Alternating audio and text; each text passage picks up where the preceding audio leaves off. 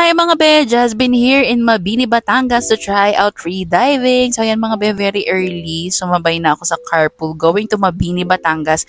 So may package pala akong kinuha dito via Wetify Divers. Ayan, so we need to ride a boat going to Kahaya Cabin. So yung package nila, complete na ng accommodation and meal. So ito yung natirahan namin, napaka-cute, napakaganda. So 3 yung capacity niyan, yung kubo na yan. And tingnan nyo naman ang view. Pagising mo, yan ang makikita mo. So very simple lang siya, maliit lang. After namin mag-check-in, ayan, ito na yung lessons. Actually, hindi ko first time mag-free diving. Nag-free diving na ako before, mga 2016, pero ang tagal na kasi nun, kaya gusto ko siyang i-renew. So yan mga be, after nung lessons, yung mga basics, ganyan, susugod na agad kayo sa tubig. So ituturo sa inyo yung paano mag-equalize sa ilalim ng tubig. At ito, sa una, may mga rope pa. And every baba nyo, si coach talaga ay bantay na bantay. At talaga namang ituturo sa iyo anong mga pagkakamali mo. At very patient talaga siya kahit ulit-ulit. Medyo nakakapagod siya pero enjoy. Lalo na kung gustong-gusto mo matutunang mag-free dive.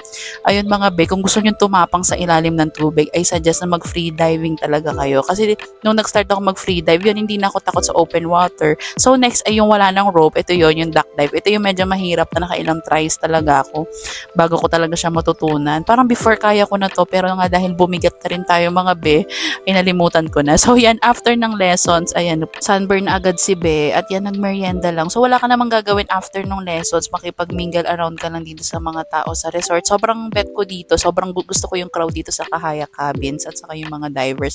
Sobrang mga friendly nila. So kinabukasan, ayun, naglakad lang ako sa tabi ng dagat at nag-sunrise, ang ganda. Kasi nga mamaya magle-lessons na ulit tayo.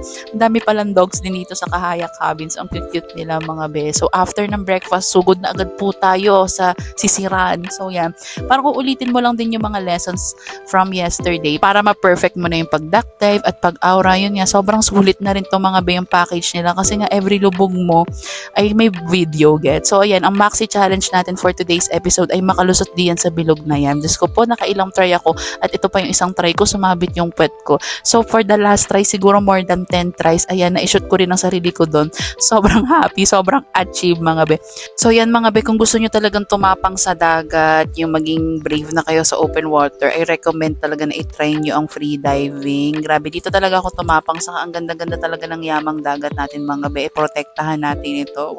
As an Aquarius, gusto ko talaga yung mga beach and dagat activities, water activities, ganyan. Pero promise dati, duwag din ako. So yan mga be, just been here. Sana i-try nyo din ang free diving.